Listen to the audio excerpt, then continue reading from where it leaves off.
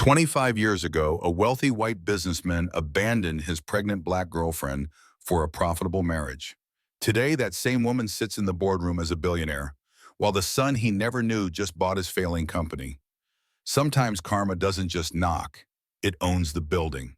If you believe in justice and second chance, smash that like button and subscribe for more incredible stories that prove the universe always keeps score.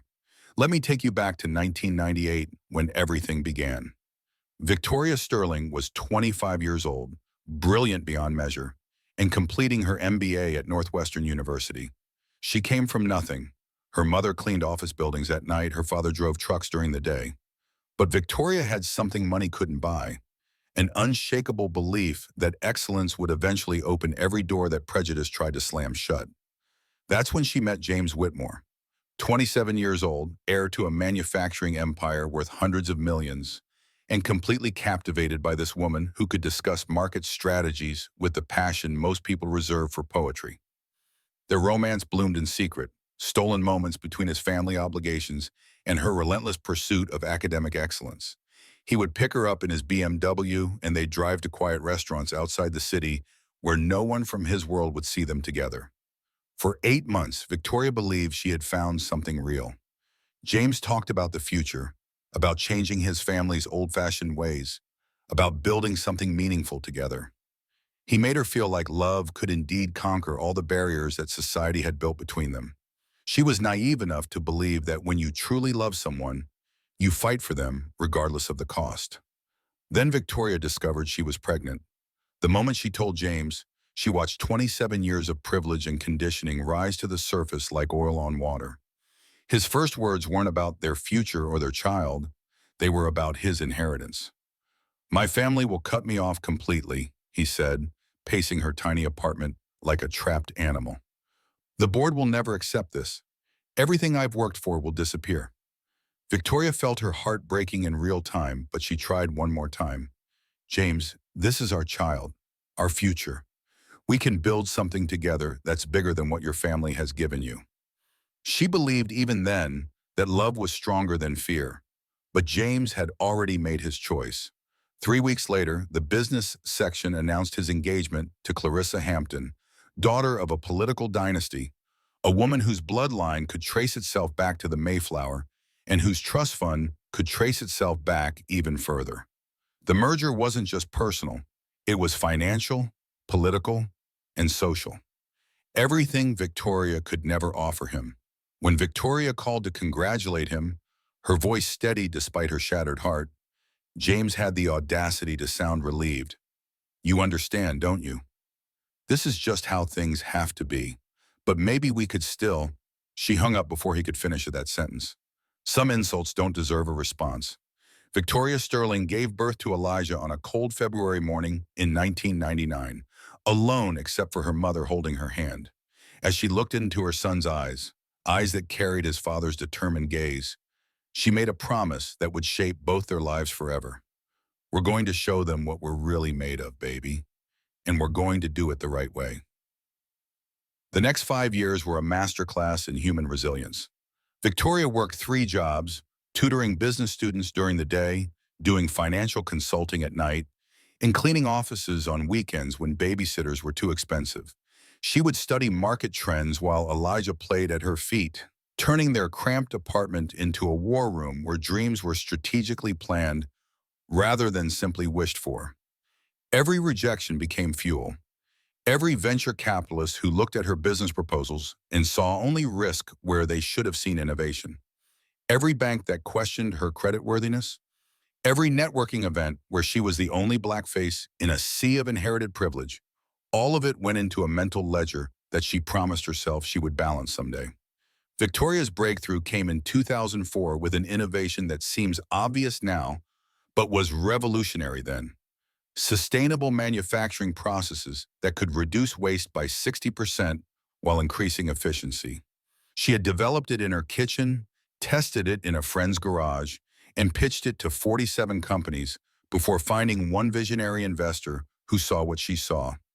Meanwhile, James was learning that privilege without wisdom is just expensive stupidity. His marriage to Clarissa had produced everything except happiness, a mansion in Winnetka, memberships to the right clubs, invitations to the right parties, and a growing sense that he had traded his soul for a social security that felt increasingly hollow. They had no children, and after 5 years of trying, it became clear they never would. The universe, it seemed, had its own sense of irony. By 2010, Victoria's company, Sterling Industries, had grown into a $50 million enterprise. She specialized in sustainable technology and manufacturing solutions, building a business that proved you could do well by doing good. More importantly, she had created a company culture that valued innovation over inheritance, merit over connections, and character over capital. Elijah grew up in boardrooms and factories, learning business the way other children learn sports.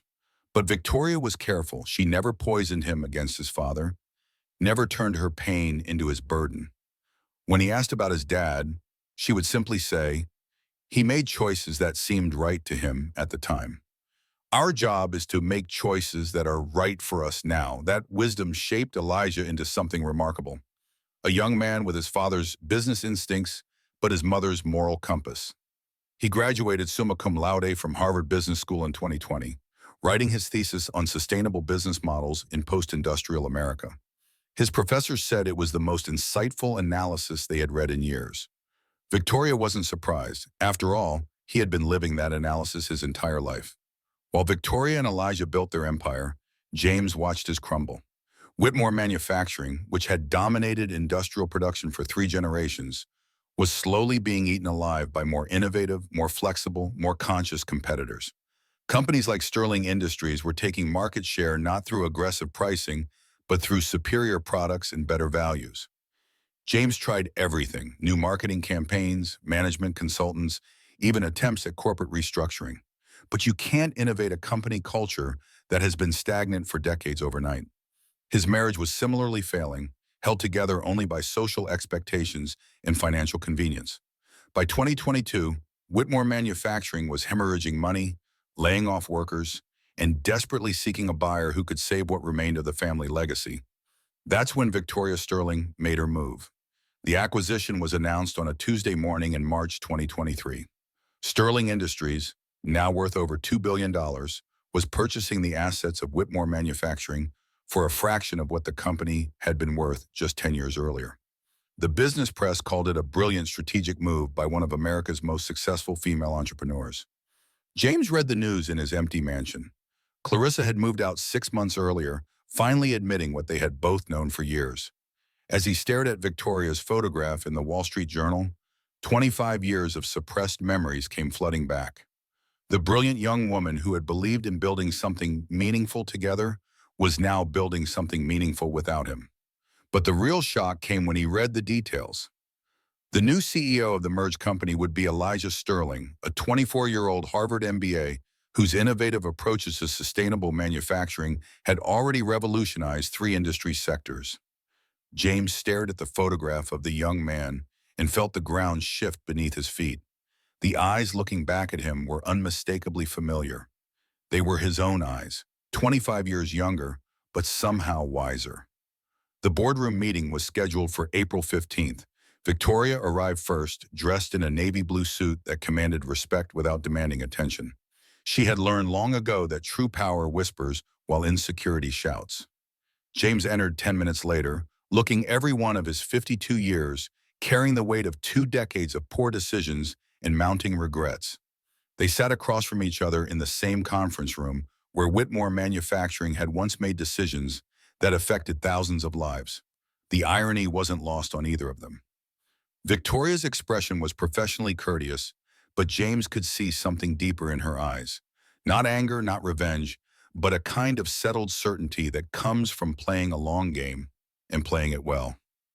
Victoria, he said, and her name felt strange in his mouth after so many years of not saying it. Mr. Whitmore, she replied, her voice carrying the authority that comes from earning everything you have instead of inheriting it. Then Elijah walked in and the room fell silent. He was tall like his father, with the same strong jawline and determined gaze, but he carried himself with his mother's quiet confidence. He extended his hand to James with the practiced professionalism of someone who had grown up in boardrooms but never forgotten his humanity. Mr. Whitmore, I'm Elijah Sterling. I don't believe we've met, but I understand you knew my mother many years ago. James shook his son's hand and felt 24 years of absence compress into a single moment of crushing realization. This was what he had walked away from, not just a woman who loved him, but a legacy that could have been built on love instead of calculation. The business discussion that followed was surreal in its normalcy. They discussed transition plans, employee retention strategies, and integration timelines. Victoria and Elijah outlined their vision for the company, maintaining the Whitmore name while transforming its values, keeping jobs while improving conditions, honoring tradition while embracing innovation. James found himself agreeing to stay on as a consultant, not because they needed his expertise, but because Victoria offered him a chance at redemption that he hadn't earned but desperately wanted. It was an act of grace that humbled him more than any lecture about his failures ever could. After the meeting, as lawyers and accountants filed out with their contracts and documents, Victoria lingered. For a moment, it was just the three of them, the woman who had built an empire from rejection, the son who had inherited strength instead of wealth, and the man who was finally understanding what he had really lost. I need you both to know, James said, his voice barely steady, that leaving was the biggest mistake of my life. Not because of what you've accomplished, but because of who you've become without me. Victoria studied his face for a long moment. James, I didn't build this company to prove you wrong. I built it to prove to my son that our worth doesn't depend on anyone else's recognition. The fact that it ended up this way, that's not revenge. That's just consequences. Elijah spoke for the first time since the handshake. I grew up knowing I had a father who chose something else over us. It hurt, but it also taught me something valuable, that the people who stay and fight for you are worth more than the people who find excuses to leave. Mom fought for us both. 6 months later, the transformation was complete. The company now operates under new principles: profit with purpose, growth with responsibility, success with soul. James shows up every day to an office where he once held absolute power and now serves as a consultant, learning from the son he never knew and the woman he should have cherished. Victoria sits in the boardroom where she once might have been dismissed as an outsider and makes decisions that affect thousands of lives.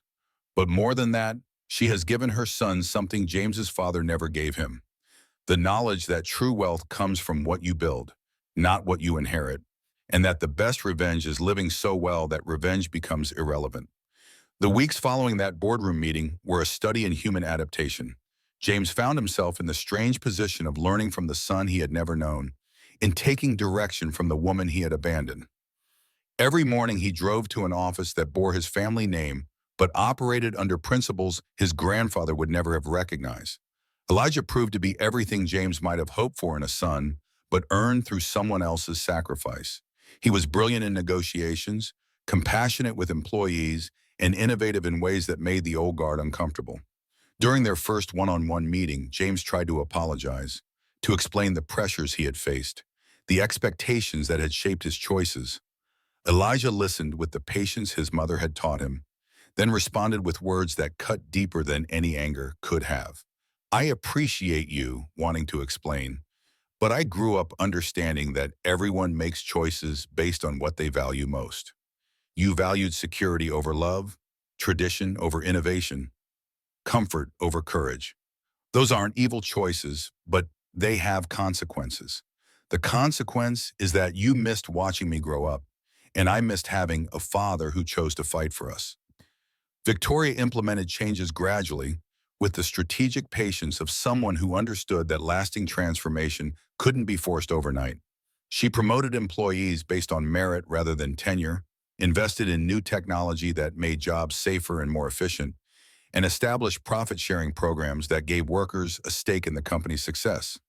The old-timers grumbled at first, but when the quarterly reports showed the highest profits in a decade, their complaints turned to grudging respect. Victoria had done something the Whitmore family hadn't managed in years. She had made the company profitable by making it purposeful. James watched it all with the complex emotions of a man witnessing his own potential fulfilled by others.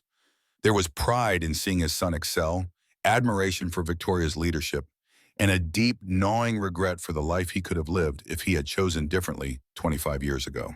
The transformation wasn't just professional, it was deeply personal.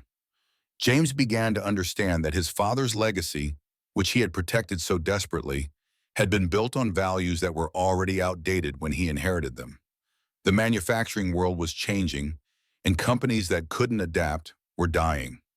Victoria hadn't just saved Whitmore Manufacturing. She had evolved it into something his grandfather could never have imagined, but would have been proud to claim.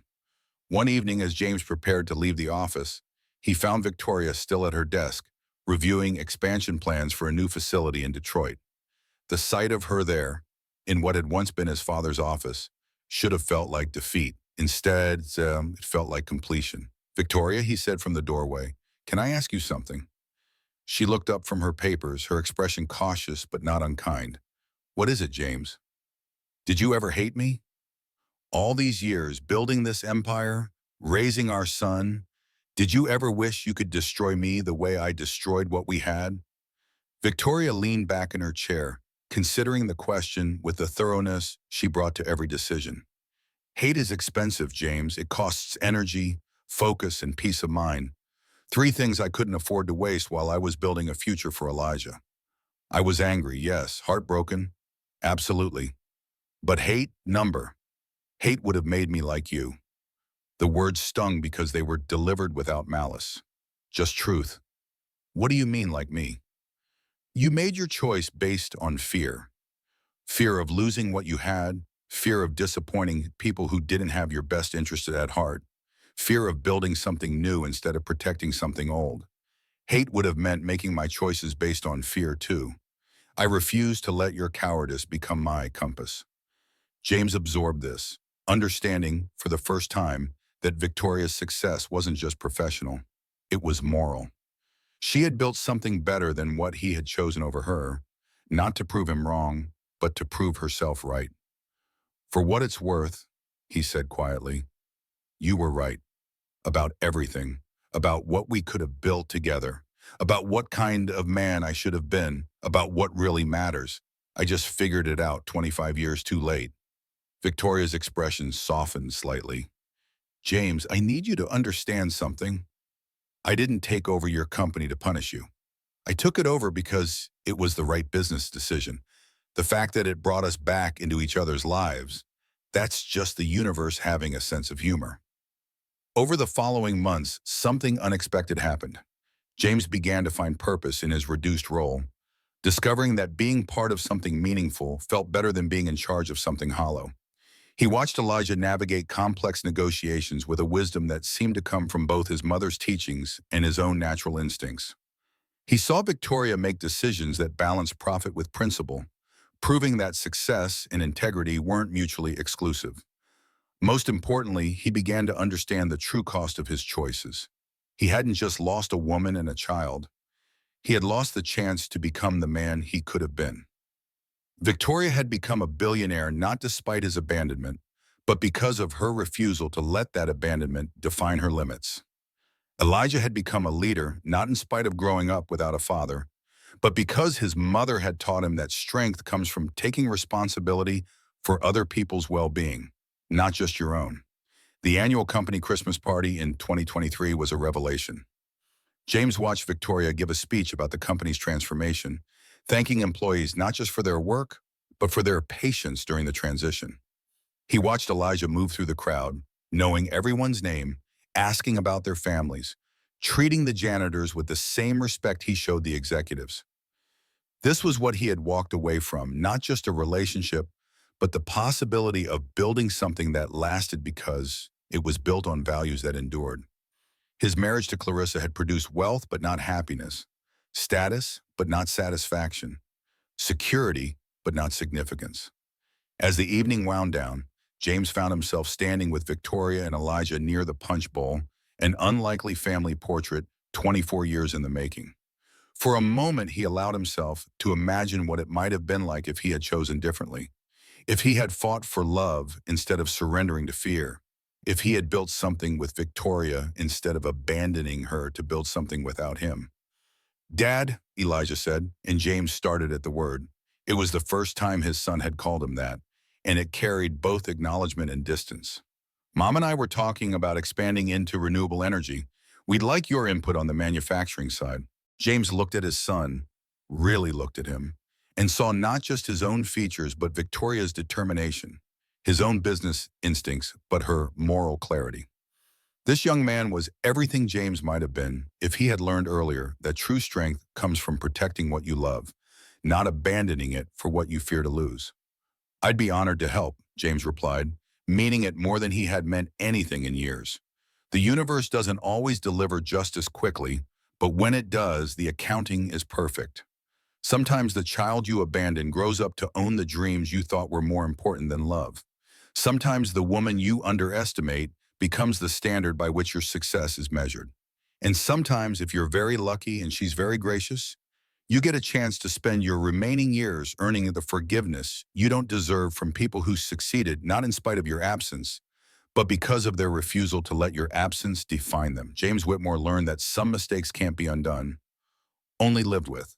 But he also learned that redemption isn't about erasing the past. It's about spending whatever future you have left trying to become worthy of the grace you've been shown. Victoria Sterling proved that love abandoned can become strength embraced, and that sometimes the best revenge is living so well that revenge becomes irrelevant.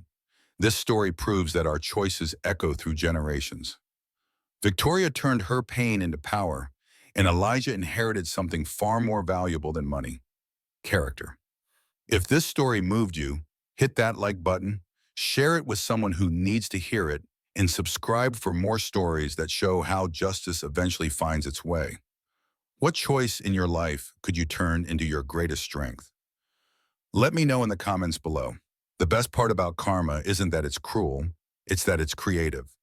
Sometimes it doesn't destroy the person who wronged you. Sometimes it just makes them live long enough to witness what they could have been part of. If only they had chosen love over fear, character over comfort, and faith over the false security of a world that values you only for what you own instead of who you are.